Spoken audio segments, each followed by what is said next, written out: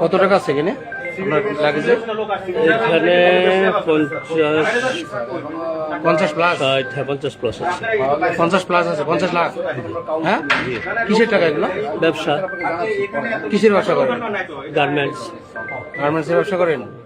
জামাত ইসলামী নেতৃবৃন্দকে, জামাত ইসলামীকে বিতর্কিত করার জন্য এই ধরনের অপপ্রয়াস অতীতে হয়েছে। জামাত ইসলামীকে এবং আমাদের সাথে 11 দলীয় যে নির্বাচনী ঐক্য আছেন তাদের সামগ্রিক অবস্থানকে প্রশ্নবিদ্ধ করার জন্য নির্বাচনকে সামনে রেখে একদল লোক, একটি দল এই কাজগুলো করছেন। তিনি তার বক্তব্য স্পষ্ট করেছেন যে আমার ব্যবসার জন্য আমি আসা যাওয়া করি, ব্যাংক বন্ধ, আমাকে কিছু লেনদেন করতে হবে, এই জন্য তার সাথে কিছু নগদ টাকা ছিল। এটি খুবই স্বাভাবিক, একজন মানুষ ব্যবসা করতে পারেন তার পরিবারের প্রয়োজনে বা অন্য প্রয়োজনে তিনি এটা ক্যারি করতে পারেন।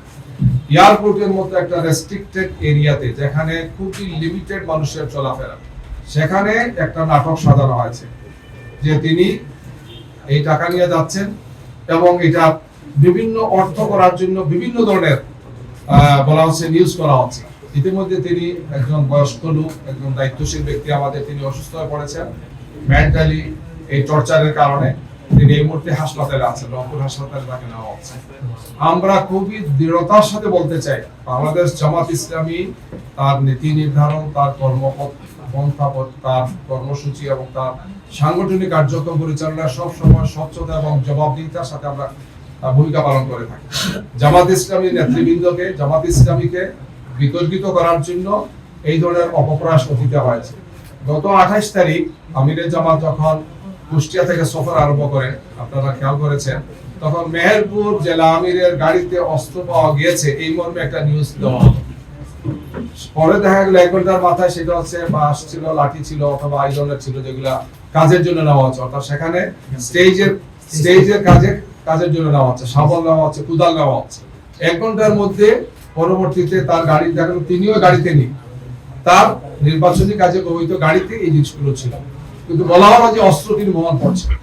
এই ধরনের উদ্দেশ্য প্রণোদিত ভাবে কিছু নিউজ তৈরি করে কিছু লোক আইন শৃঙ্খলা বাহিনীর একটা অংশের দুঃসাজসে আমাদের ভাব মর্যাদাকে নষ্ট করার জন্য চেষ্টা করা হচ্ছে। অথচ 1 ঘন্টার মধ্যে তাকে ছেড়ে দেওয়া হয়েছে, তাকে বলতে তার গাড়িতে যারা ছিলেন বলা হচ্ছে যেগুলো কিছুই ছিল না, এবং সেটাই আসলে বাস্তব ছিল।